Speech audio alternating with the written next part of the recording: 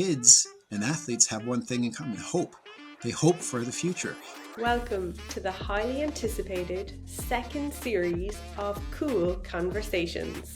Thank you for the incredible response to our first series. And we heard your ask, and so we're back for more conversations, where I, Claire McSweeney, founder and CEO of Kuul Play, sit down with thought leaders, change makers, and innovators who share our commitment to building healthy, vibrant communities. These brilliant, forward-thinking people with amazing stories are shaping the future of our children's physical activity, sport, and health. Now, conversations can lift us up, catalyze action, and my hope is that these conversations are meaningful, whether you're a coach, parent, caregiver, educator, or just interested in health, and that they leave something of value with you. So come join us for another series of inspiring and insightful Kuul Conversations. Here's to learning, growing, and moving together. I'm really excited to sit down with the Honourable Rob Wilkins. Rob has forged an incredible path, a retired, decorated US Air Force Master Sergeant with 26 years of service with the United States Air Force that included multiple deployments worldwide and serving as congressional liaison based out of the Pentagon. And foundational to this career has been health and fitness. He has served as an Air Force Unit Fitness Advisor and was awarded the Air Force Commendation Medal for setting up unit health screenings. And after retiring, he decided to dedicate his expertise to a new mission, helping the nation in being healthy and active. He was appointed to serve on the President's Council on Sports, Fitness and Nutrition twice, serving under two presidential administrations of different political parties. Unheard of. He founded the National Military Fitness and Wellness Month and serves on military-focused boards such as the American Veterans Center, Transcend Foundation, and Blue Star Families Campaign. Rob and I share the belief that coming together with people from all walks of life to listen, really listen, and find common ground through topics like sport, we can then advance more pressing societal issues like physical inactivity. This is an absolute masterclass in leadership, communication, and advocacy, where you'll hear a life perspective that we all can benefit from. The Honourable Rob Wilkins, this is an honour. Thank you for being here. It's my pleasure, and it was wonderful to meet you last month here in the DC area during the President's Council meeting. So thank you for the opportunity. Fantastic. Likewise, it's great to sit down today. And you have been hugely active in working really to find ways to prepare future generations of Americans to not only be healthy enough to live, but also willing to serve their country. And really for folks, I suppose, who maybe don't know your background, I'd love for you to share maybe where did this journey begin for you in merging service to the country and fitness and that unique combination. Sure. Well, that's a great question, and thank you. So my family's history goes back to my sixth great grandfather, Pet Milner, who served in the American Revolutionary War from he was in a regiment there in North Carolina. And then basically from that time till now, someone in our family on my mom or dad's side has served in the military. So right now I have a cousin who's serving, and he's in training to be a combat pilot. I have another cousin who's serving, and she's a linguist. And I served in the United States Air Force for 26 years. And I think my desire to see how Americans and youth could serve our countries, because I've been able to go to about 43 countries. And while I think we have the greatest country, you know, there are so many other great countries. And by traveling and experiencing other people and meeting and seeing other cultures, you get an understanding of the world, that it's not just what's happening in your little neighborhood or your city, but we're all connected through various ways. And the military afforded me that opportunity. And I think more kids should have the opportunity, if that's something they choose to do, is to serve their country. That's incredible, and it's the opportunity that you've highlighted that maybe we don't see sometimes, is the ability to travel and connect with others in Yes. ways where we don't have other opportunities, maybe more in civilian life, but it's certainly a different perspective, and it seems profoundly impactful on your life.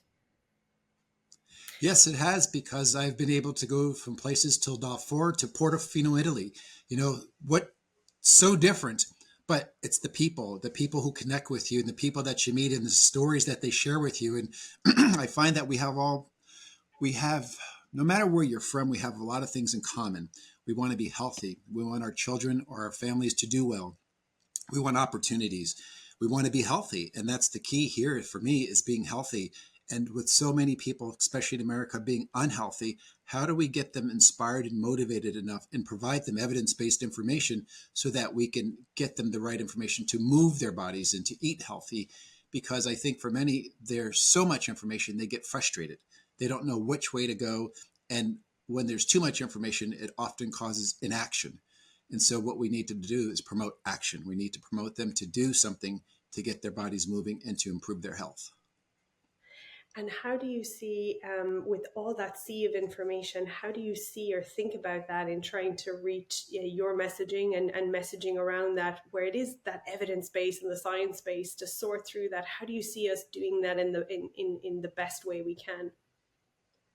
So there is not one answer to that question, which is another great question. Is we have to go and figure out what stimulates and moves certain communities. So what moves someone in New York City may not work for someone in Ireland or in Dublin or in a rural area. So maybe for the rural areas, we can say you have access to roads where you could walk, and maybe you could walk or ride your bike. Well, inner cities, maybe they don't have that same access. So maybe they have to find community centers, or maybe they can go up and down some stairs, or maybe they can take a shorter subway ride and walk longer.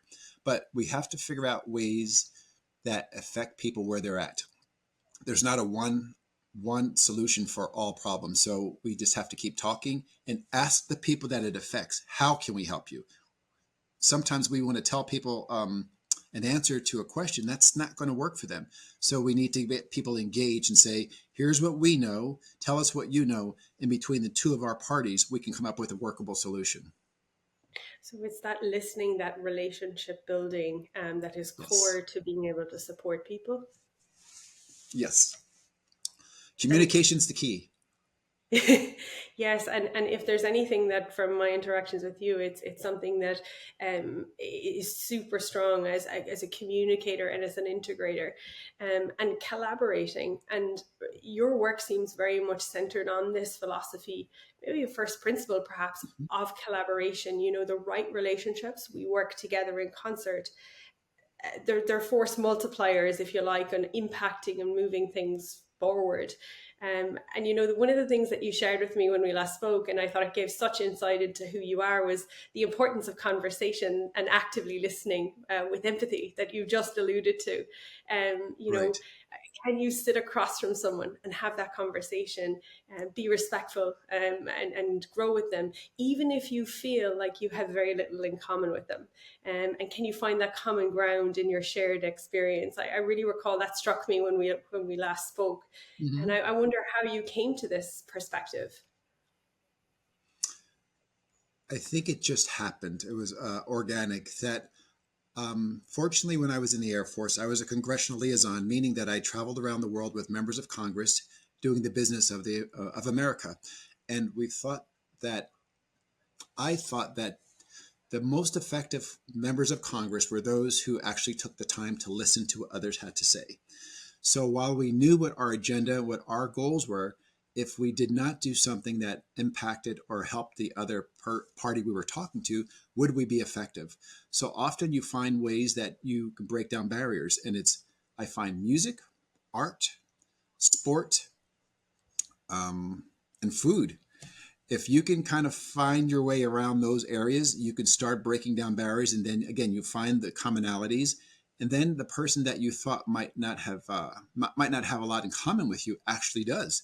If you both like football, if you both like pizza, if you both like sunshine and beaches, Those are ways that now, if I can get one conversation started with you, now maybe I can find another thing. And then eventually we can get to that hard thing. But now we've made emotional deposits in each other's accounts to where you think I'm a decent and kind person, and I know you're a decent and kind person. So while we still may come to odds a little bit at this one issue, you're not my enemy. You're just someone who sees things a different way than I do. That's an incredible perspective and a very unifying one. And you Mm-hmm. alluded to sport there as being one of those common grounds, which relates to what we're doing, and sport being a common language, perhaps that we can often speak.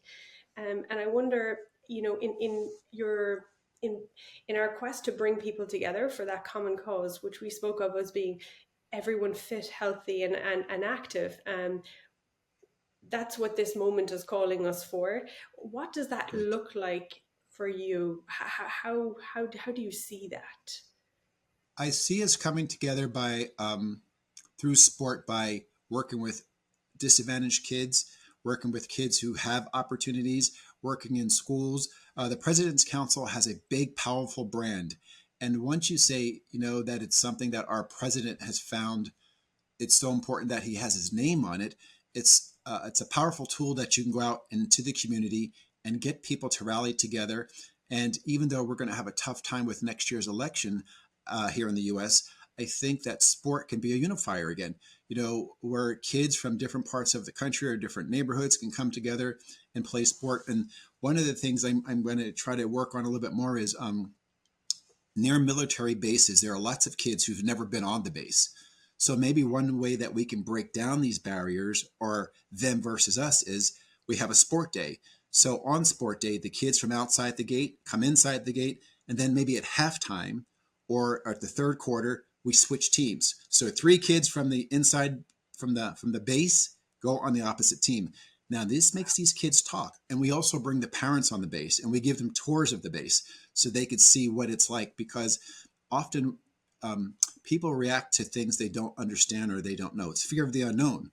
Once we bring down these barriers and show them about the military and educate them about the military, because right now only 0.5% of Americans are serving our country, and most Americans don't know someone who is active duty in the military right now. So now we need to um, educate them and let them know about the men and women who defend their freedom. And I think, again, sport could be a great way that we can make that happen. So you're reminding me of Nelson Mandela, and sport is the power to Mm-hmm. change the world, to inspire, unite Yes. people. And also, I believe, if I have his quote correct, he said about breaking down racial barriers. But in this context, you're talking about barriers, Yes. in between, in the military communities. That's so powerful. Yes, he did bring that up. And again, I think people, they have more in common, but when they don't know, if someone lives in a certain neighborhood and people who look different are not in that neighborhood, then they don't know. But once you start, again, playing sports and exchanging food recipes, you start thinking they're no different than me. They just look different. And actually, the power is in diversity. Companies that do the best are diverse companies.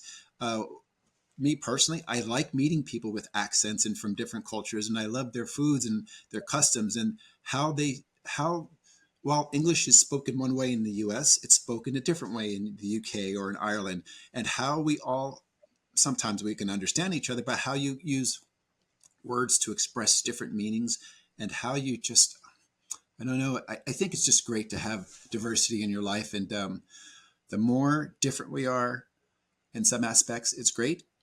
But again, we'll come back and say we all want health, we all want education, we want to be employed, have opportunity. Those are all things that are commonalities. Absolutely, absolutely.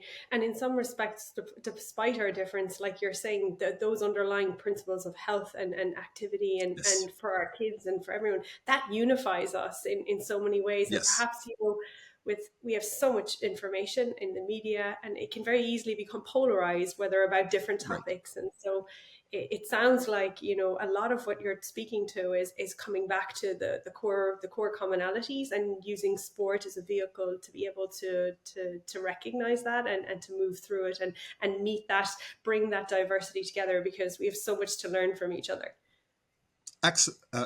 Absolutely. And actually, when I'm at tournaments, my son, he plays travel football and basketball.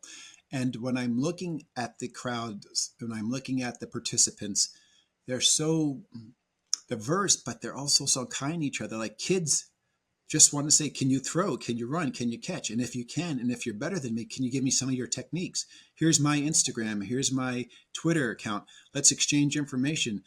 Kids from the north, south, east, west, from inner cities, rural areas, they're all coming together because they want to better themselves in sports. And what I find, kids love competition. So if one kid's better than them, they want to find out, what are you doing? Is it your training? Is it your sleeping? Is it your nutrition? So maybe if you share your information with me, I'll tell you what I'm doing. And it's enlightening and it's encouraging to see kids competing in sport, because for all the bad news we hear, I actually see that there are a lot of great things happening in our world, not just our country in the US, but around the world. Kids are coming together and they're actually going to lead us into the next into the future. Of course, they are our future, and they have it right where they don't see sexism and racism and ageism as much as maybe someone of my age. I think for some kids, they think, who cares about that stuff? Let's just play. Let's just have a good time. Um, are you a good artist? Are you a good singer? Well, if you are, and I like that kind of stuff, let's be friends. Where they just don't have the same hangups that older generations have had. That's so encouraging, and there's a lot of optimism there for the future, in that Mm-hmm. the next generation is leading us forward, and then I suppose there's a responsibility on us to be able to hand the reins over, if you like, or leave the place Mm-hmm. in as good as condition as we can. And because often I see it as these young people are very inspiring, like kids every day, they'll teach you something, and even in sports or activities or playing. And so we also have a responsibility to them to enable them and provide access, and that's a lot of the work that you're doing, at a Yes. community level and in the military as well. And athletes, so there was a study I saw recently, and it said, the premise was, why do athletes and kids get along so much or so well? Why do kids like athletes? And because kids and athletes have one thing in common: hope. They hope Mm. for the future. So many athletes have been told they'll never make it. Your dream is too big. You'll never become a football player, or you'll never make it to the top of your science class. But hope is what inspires these people to keep going, because without hope, there's no future. So athletes are probably the biggest disciples of hope, because they've been told time and time again that this is not possible. You can't do something. You won't be able to make it. And kids hear that and they see those folks. Like, can you imagine Michael Jordan got cut in the ninth grade for his basketball team? Possibly the greatest athlete of all time was not good enough to make his ninth grade team.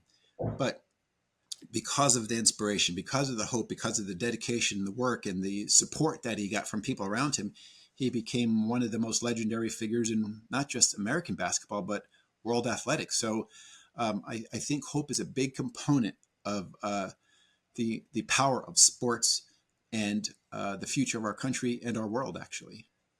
That's absolutely incredible, because that hope piece, that inspiration piece, it sounds to me you're also speaking to emotional connection, Mm-hmm. and that piece of emotional connection to these figures, and maybe then the importance of the visibility of these athletes, or anyone really who is leading the way against the odds and pushing open doors and boundaries. That visibility piece is key, and speaks to the work you're talking about within the military bases, the fear of the unknown, like making visible maybe what is invisible to people. Right. Listen, we're all stuck here on this planet. We're not going anywhere. So, how do we make it more enjoyable for each other? How do we make it more the experience better for each other? Learning about each other, finding our differences, exploiting them in a good way. Like, if if there's something like Irish stew, I like Irish stew. If you're a person who can make Irish stew for me and I see you, that's wonderful. And then maybe there's something I can provide back to you, so that we can exchange these cultural experiences. But again, it'll show us that even though things are somewhat different, they are the same. We're still trying to do, right, still have a good quality of life. We want to do good things. We want to be decent people.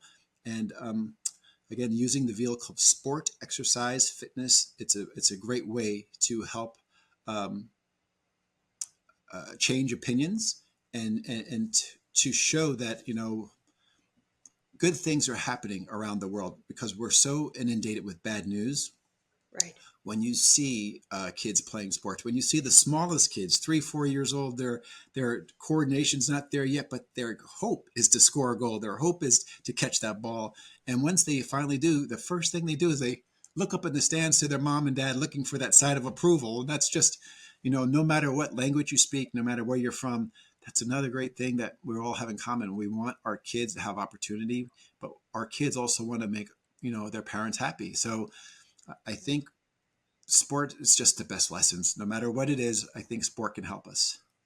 I'm really glad that you're bringing that up around, we are inundated with bad news or negative news, and Mm-hmm. it can be very polarizing in the world that we live in with so much information available.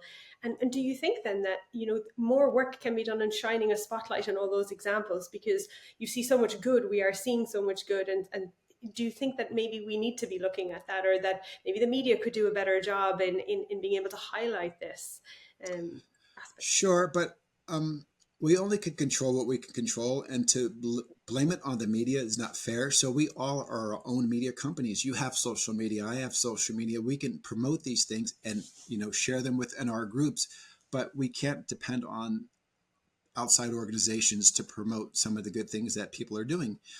So we have to be that voice box, that advocate, to make sure that people within our networks know of the good things that are going on. And so maybe the media will pick up on these things, maybe they won't, but at least if you can influence 5, 10, 30 people a day, that's positive, and so on and so on. So those same 30 people, they influence another 30, and now you have 60, and then you got 90. So goodwill will be spread, but it takes all of us to do it. We can't wait for someone to do it for us. We all have to be an active participant in spreading of goodwill.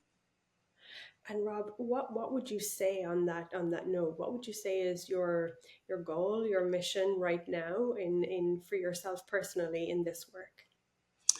I think my goal and mission would be to continue to take advantage of opportunities that have been given through me, through being a 2-time presidential appointee, through having access to influential people like yourself and organizations that promote goodwill and health and fitness, because we already are faced with many challenges. And sometimes I think people just need a time to breathe, a time to get away from their problems. So maybe that's when they go kick that ball or go into a boxing ring or go swimming so that they can calm themselves down a little bit, maybe get a sense of what they have to face. And so, as you know, exercise brings you some mental clarity.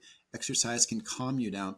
Exercise is good for your mental and physical being. So maybe by using exercise and physical activity, we can help alleviate some of the problems people are going through and help them come to some solutions while improving their health. And so you're speaking to the notion that it's accessible to everyone, and it's a tool that we can all use to enhance our own health and well-being and those around us. And sometimes maybe that point is lost, in messaging because if we say sport, for example, we think I need to be an athlete or I'm not an athlete or I'm not Mm-hmm. sporty. But I'm hearing you say that it's important to remember that we can all benefit our own mental health just by moving and being active. Just moving, and health and fitness is an important component, but it is not available to everyone depending on where you live. So for where I live, I have access to swimming pools and golf courses and running tracks and bikes and gyms. Well, maybe living in some rural areas, they don't have access to certain things, but whatever you have where you're at is what you use. So if you're living in a city that doesn't have a fitness center, or if you can't use the school, then maybe what you can do is when you're watching television, during the commercials, you do exercise. It's called like an exercise break. So during that 2-minute span, you do jumping jacks, push-ups, crunches, run in place, just something to keep your body moving. There are many ways, and I think you can look online and you can find probably some yoga classes and some different kind of stretching techniques. But if you really want it, you probably can find it. Now, some will need more help than others, but it's available for most people. And that's an important, powerful nugget for people, which is super actionable because we all have busy daily lives. So that's I think, Right. a really key message. I'm wondering if we could shift gears a little bit and touch on. Sure. We've spoken about the challenges around activity, and it's fair to say that currently our adults and then kids are not active enough to be healthy as a majority, the majority of those, and that has repercussions across all of society. And in particular, we've talked with other guests around whether it's in schools, whether it's with our kids, but even broader into the economic costs and business productivity. But one in particular, which we haven't touched on, is that around the impact on the military community, and how that affects. And it's maybe not one that comes to mind, we'll say, if to those maybe outside of and not having direct contact, as you said, which is a large percentage of the population. And I was wondering, perhaps maybe you could share with us or help us get a sense of the scale of the problem within the military community. So, recruiting wise, only about 23% of Americans between 17 and 24 are eligible to serve our country. Some of that has to do with their education levels, uh, issues with the law, um, health reasons, but a lot of it is also things that they could work on, which is their lack of physical activity. So they're not prepared physically to join the military. So, for instance, if they join and they're obese, uh, obesity is going to be one of those major obstacles of having a successful military career. Basically, you can't even get through basic training if you're obese because your body's just going to break down. So how do we find kids, youth, that are physically fit and able to take the strenuous strain on their bodies from basic training? So we get them prepared prior to basic training. So for instance, when I was growing up, most kids were outside from dawn to dusk, and we were throwing and climbing and running and swimming. Well, lots of kids don't do that now. So when they get the basic training, trying to throw or climb it's kind of foreign to many kids. So we have to give them opportunities to practice, prepare themselves to be successful in basic training. Um, it's costing us about $8 billion a year with musculoskeletal injuries and tobacco usage and obesity and other types of issues that come up that are not positive for our health, but we can't sustain those costs. So the Army is working on a program called H2F, and what they're trying to do is trying to work on someone's spiritual, emotional, physical, um, all types of different realms of health to make them a better, more fit military member. But that's also going to affect the family because successful military personnel often are married or have kids. And so for them to be successful, their families have to be in health and be fit. For it to stick, it has to be within the household. So from training to eating to working out, all those things have to be like a family affair to make it the most successful as possible. Absolutely. And so, just to be clear, we're not talking about super fit athletes here. We're talking about basic levels of fitness. It's not a case of that people aren't meeting these extraordinary capabilities of standards. These are standards which would have existed over time with slight modifications. Yes, they have standards have been around a long time, but these are the same standards, or maybe a little bit more intense than firefighters and police officers. But listen, if you have a problem manning your military, more than likely you're going to have a problem being for first responders and law enforcement. So this is an issue that's just not affecting the military; it's Right. affecting, our first responder community. But I think eventually it will affect major corporations and all companies in the world. A good employee is a healthy employee, an employee who is present when they're at work, who's on time, who feels inspired, who's not sickly or always tired because they don't feel well. So trying to get people in shape, physically active, is beneficial to not just the military but to overall society, which I am pretty sure will bring down our healthcare cost, increase productivity, and just make society better. Absolutely, 100%. And you've talked about programs that are being put in place, and particularly around the military and the importance of kids being active for that. I'm curious if if the numbers were to stay the same or even decline in terms of the recruitment challenges that are there. um, I guess we're largely in peacetime now, but what would the situation look like if we were to move into conflict? Like, does that put really a lot of strain on the services? Sure. Well, conflict also means that the people have to be something called worldwide deployable. They have to be fit enough to go anywhere in the world that the military sends them. So if we're in major conflict like that, then of course it's going to be a huge problem for us. So that is why the military is really pushing this notion of we have to get our men and women in shape. You never know. When you join the military, part of being a soldier, an airman, a guardian, sailor, Coast Guardsman is to be in shape. It's part of the requirements for your job. So I just think we have to do a little bit more emphasis, a little bit more structure, and to make sure that we are spending time on doing that. And from my personal experience, most of the leaders of the military, the generals and the admirals, they take their physical fitness extremely. It's extremely important to them because not only is it their appearance and their health, but they have to make crucial decisions. And again, being in shape, being physically and mentally strong helps you make better decisions. So I was often amazed when I would see like a General Casey or any of the leading generals of during the Iraq and Afghanistan war. When I was stationed at the Pentagon, I would see them at the gym, and I'm thinking, with all the things they have going on right now, they're here. But that just showed to me how important it was to them. That with all the things they have going on, they also need an outlet. They also need to maintain their health and their fitness level. And being at the gym and working out was an important component of making sure they stayed healthy.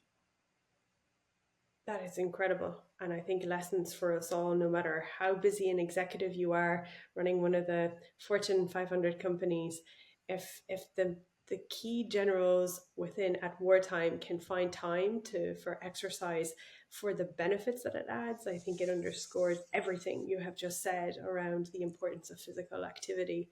And so for me, it sounds like we're sitting centrally between this intersection of fitness, health, and even national security and just Yes. broader sense of it. It's not just a public health problem. Then these are very real national security issues. If we don't have, people that are fit and healthy, both population wise and then those that serve. Yes, it's military readiness, national security, healthcare costs. But you mentioned something about the Fortune 500 companies. When you look at some of the things that Fortune 500 company CEOs have in common, there aren't many. But one of the things within the top three that I often find is they take their wellness and their physical fitness seriously because they're, again, making decisions that affect millions of people, billions of dollars. And you need a CEO who can lead, but they have to be strong. They have to be healthy because they'll just make better decisions when they feel good, when they're in shape, and when they maintain their health. So I think it's vitally important for all companies, not just Fortune 500 companies, to promote the benefits of physical activity and wellness to their employees. Absolutely, and it's a compounding effect, then, isn't it? Because if you have a friend that is active, and invariably it helps you be active, and That's if you have right. a company or an environment, then your company supports that or values that. That also supports your own behavioral habits, and in creating that environment. Then, And there's many organizations. Well, for example, the World Health Organization says for every $1 we put toward health, there's a $7 savings. So, for example, going to the fitness center, if your company buys your gym membership for an annual gym membership, maybe that's $400, $500, $600. However, think about the return they're getting. They're getting an employee who comes to work most of the time, who employee who more than likely, because if they are taking care of themselves, will have less health issues.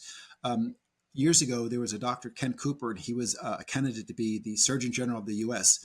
And his thought, or one of his initiatives, was to promote physical activity, but provide families a stipend. So, say $200, $400, $600 to join fitness centers. Now, there had to be ways to check and regulate all these things, but his thought was it cost us, say, $1,000 for a family of four, but it cost us $50,000 to $75,000 for a heart attack to treat that heart attack. So why not use physical restraint and physical fitness to help save our country money, to be more physically and financially restrained as well?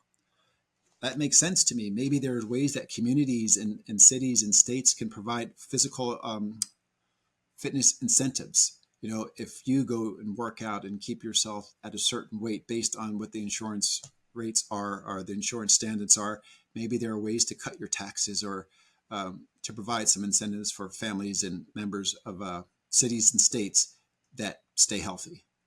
I think that's a super valid point, and I know from some conversations around going towards value-based care that's definitely an intentionality, and hopefully we Mm-hmm. do get there, because it does seem like, if we have like a bootstrap type mentality where we just rely on individuals to try to get in shape, that can be challenging, because we're quite dependent on, on our environment, our built environment, and even systems level change around like the policies that we have. And I know that there's some excellent policies around like the federal activity guidelines for physical activity. We have the National Youth Sports Strategy, Active People, Healthy Nation, and those evidence-based programs. But as you're speaking to, it's not just at federal level or even state level, it's the local investments into these programs to enable us in our communities to access and whether that's nutrition or physical activity, because that will pay dividends. Yes, they'll pay huge dividends, and the research is it's crystal clear that those who move, that those who take care of their health, will live longer, more active lives. Their lifespan increases. Um, um, so you have this active lifespan where you want to be whatever your lifespan is to 80, but you want to be active during those 80 years, as opposed to being someone who has a chronological age of 55, but you feel like you're 75 Right. because you just haven't taken care of yourself, because you're really overweight where it's taxing on your joints and your knees and things. So how do we try to find a better quality of life? And physical fitness, I think, can provide that for you by maintaining your weight, maintaining your health, so that you feel energized enough to go to your grandchildren's soccer games, or to make sure that you're there for your child or grandchild's important dates in their lives, like their concerts and weddings and things of that sort. That quality of life, isn't it? That Quality of quality of life, big time. Yes. Yes.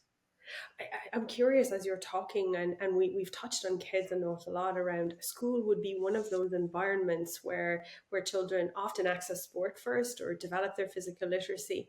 And one of the challenges is that physical education, perhaps, it's not, we might assume that it's in every school everywhere, but some of the research is showing in recent years that, less than half of schools might have regular or physical education within their schools. Do you have any thoughts around that then, when we talk about kids and giving opportunities, and how we might bridge that fitness delta?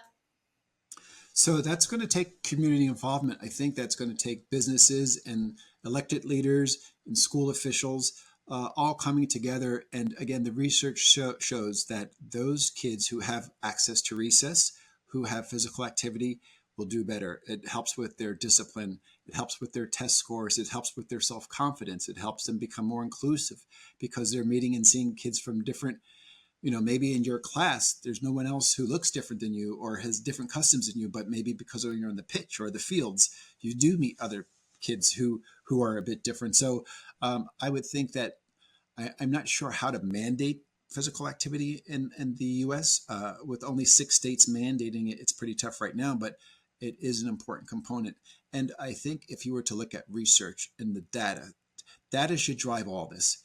Show us the data for the schools that are exercising, do have physical fitness. Show us the data for the schools that aren't.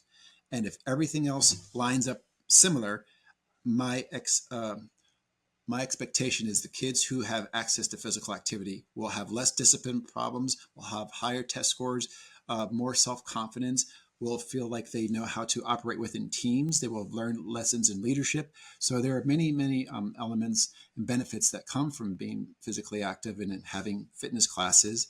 In just the exercise part, it's the leadership part, it's the inclusion part.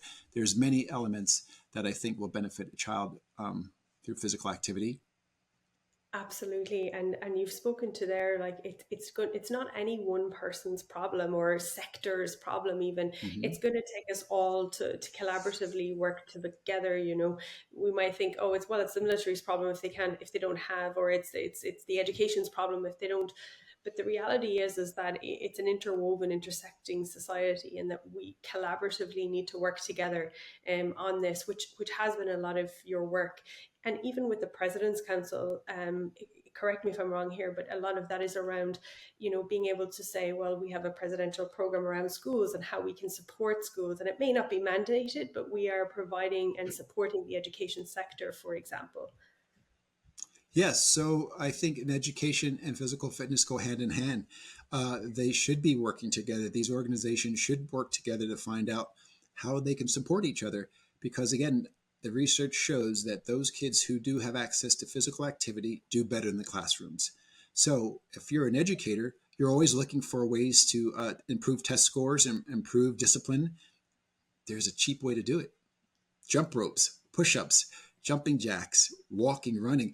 There's an organization called the Daily Mile, and I've been in touch with some of the teachers, and they just tell me the important lessons that they're learning from the students.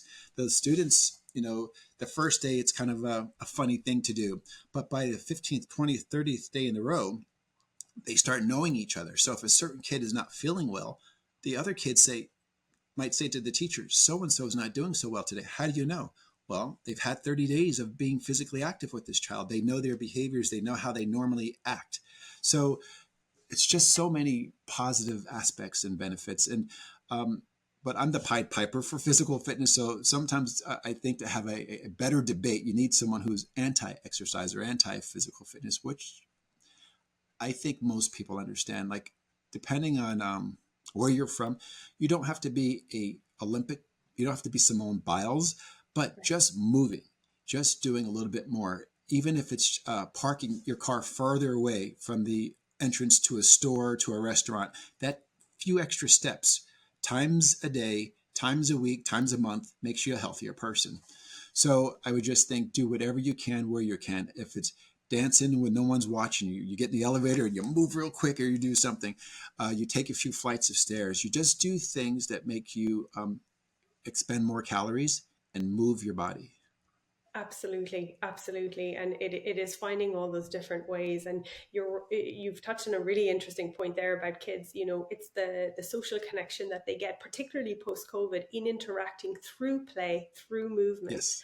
And they do get to develop all these fundamental movement skills, which you also alluded to about free play, that we perhaps in society today don't have those kids don't have those opportunities for safety reasons, a myriad of reasons.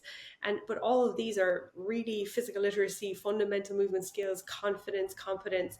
Those are critical for childhood and experiences in that window of opportunity, that if they don't get the opportunity to throw the ball or learn these skills often in education, it definitely puts barriers up as they move into teenage years, adulthood, and makes it more difficult to engage with activity. So it's definitely very important, as you're saying, highlighting it as in the formative years, that we enable our kids as much as possible. And then, as you're saying, we role model, as adults, and Mhm. find ways to be movement in whatever way we enjoy.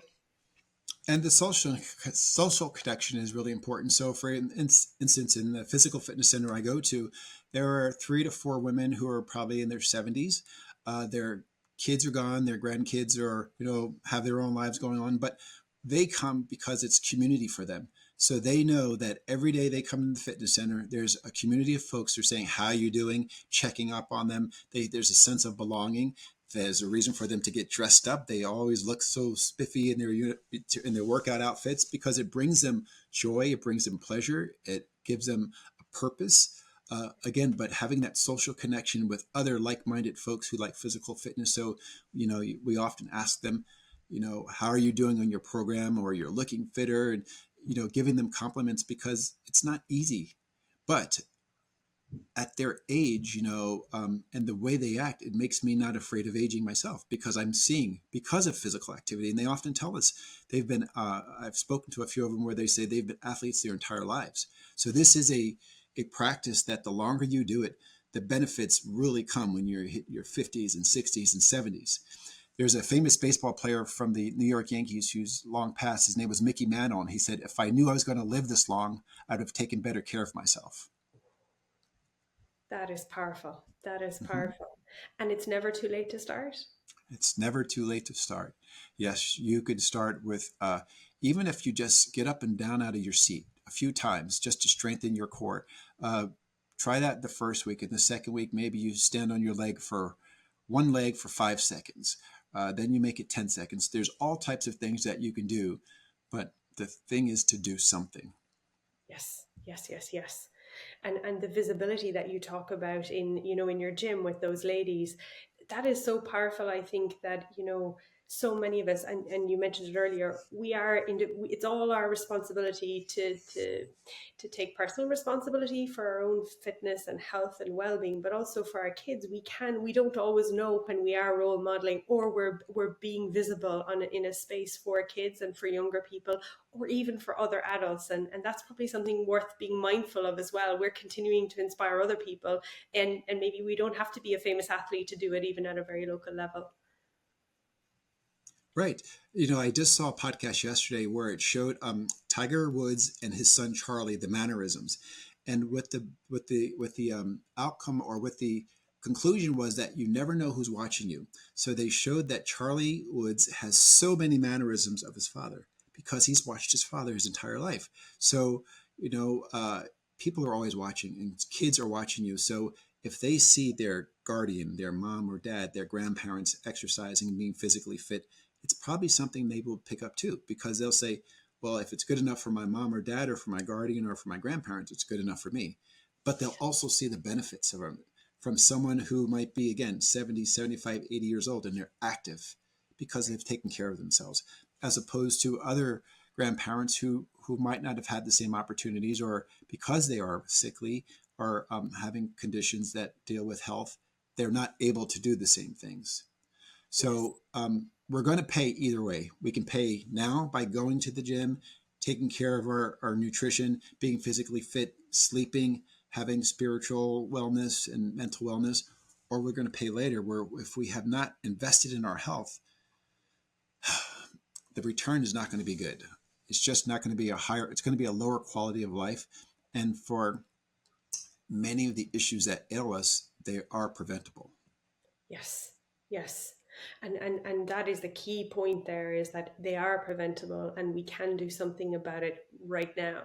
And Right. cascading these kind of messages, around physical fitness, physical activity, health, down the chain and across a population is one thing, but you're also doing it in a way that you're creating a heartbeat, right, for people to where they see themselves, like we're talking about, as part of a mission, as whether that's for their grandkids or whether that's for their neighbor or for themselves.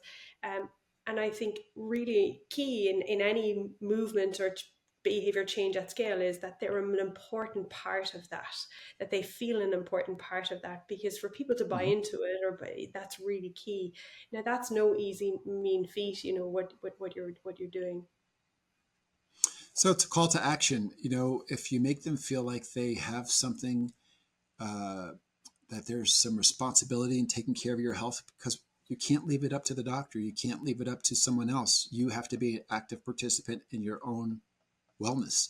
Now, there are lots of sources for information. You can go from your physician, you can get it maybe from a nutritionist, you can go to health.gov. They have tons of research. You can go to cdc.org, I think it is. So there are many, many resources available for you, to help you in your quest to taking care of yourself. But you can't leave it for someone else either. You're going to have to take an active, responsible role in how you feel. That's incredible, and I think even if we were to look at the health of our youth, that's surely also a goal for everyone, and worth the combined efforts of us all for the next generation as well, to be able to support them in whatever in whatever way we can, in supporting them to be active at this age and develop healthy habits. This Right. has been such an exciting and fun conversation. um, I'm conscious of time and the time that you've given. I'm wondering if we can maybe move to a section which we call Little Big Questions, and we get a question from a child so we have one for you. It's Okay. from Jaden. He's age 10, and his question for you is: do you have to be very sporty and fit, like an athlete fit, to join the military? So, in the beginning, probably not, but you want to work on your physical conditioning because the more effective you are, the healthier you are, the more effective you are. So, you're a human performance, you're almost like a weapon system, but you're almost like an athlete. To be a true, I think to reach your full potential in the military, it's human performance. And the better fit you are, the faster you can run, the stronger you are, uh, the mental part that you have in you, that you feel strong mentally as well, that you're well rested, makes you a really good, productive military member. So while you don't have to train like an Olympic athlete, many military folks do because they understand the importance of their strength, especially special forces. They might have to swim and pull someone out of some water. They might have to swim for yards and then have to run and then climb. So again, physical fitness is just an important component of being a great military member, but it's also good for being a kid because the faster and stronger he is, the better athlete he would be as well. So keep working out. And thanks for that great question. Brilliant. That's super. Jaden, I think you have some great starting points there. Fantastic. So the final section that we have are some rapid fire questions, and they're really just short, one word or up to a sentence short answers if you're up for it. Okay. Okay. So let's start with my favorite way to be active is Lifting weights. when you think of someone who significantly, majorly influenced you in having an active lifestyle, who do you think of? Ben Weider, founder of Bodybuilding World. Yes. Uh-huh. Would you like to maybe quickly share? I know he's a significant person. Would you like to quickly share why? So Ben Weider was one of the founding fathers of the bodybuilding movement. He and his brother Joe brought Arnold Schwarzenegger to America. But what they also did is in the 1940s, because they were Jewish, the AAU would not allow them to compete. And they thought it's not fair, that, it's racism. And they thought, well, we'll create our own bodybuilding federation where everybody worldwide, doesn't matter what their race, what their color, what their religion are, they can compete. The best competitors will come to our organization. And so he started his federation, and then he started magazines called Flex, Muscle and Fitness. His brother was Joe Weider. Joe Weider's wife was Betty Weider, and she really helped inspire women to lift weights because when she was 12 years old, she was a softball player, and she thought, how can I get better? Well, the stronger I am, the farther I can hit the ball. So she knew that weight training wouldn't make you a big, bulky person, but she started Shape magazine, which was a really popular magazine here in the U.S. And so they just also were able to bring help crumble the walls of apartheid. So in 1973, I think it was, Ben Weider agreed to have the world championships, the bodybuilding world championships in South Africa. So he spoke with the prime minister and he said, I only will agree to this if everybody is treated equally. Now, this is when South Africa was still in the apartheid system. And at the time, the biggest athlete in bodybuilding, Arnold Schwarzenegger, was full in. He completely agreed with that premise.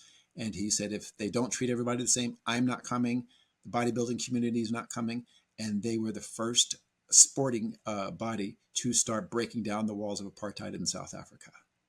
So he's had a big influence on me. He's passed away a number of years ago, but uh, you know, the bodybuilding community is basically it is what it is now because of him and his brother Joe. That's incredibly powerful. Thank you for sharing that story. I Yes, think my pleasure. it's very important. All right, okay. We'll slide back into our questions. If people knew what you know, they would support kids being active by. Supporting their physical fitness desires, be that riding a bike, playing golf, swimming, whatever it is, you support the child and what they want to do because some children want to play basketball, others want to swim. So whatever that child wants to do is important. But I think the key is to try to make sure that they do it most days of the week.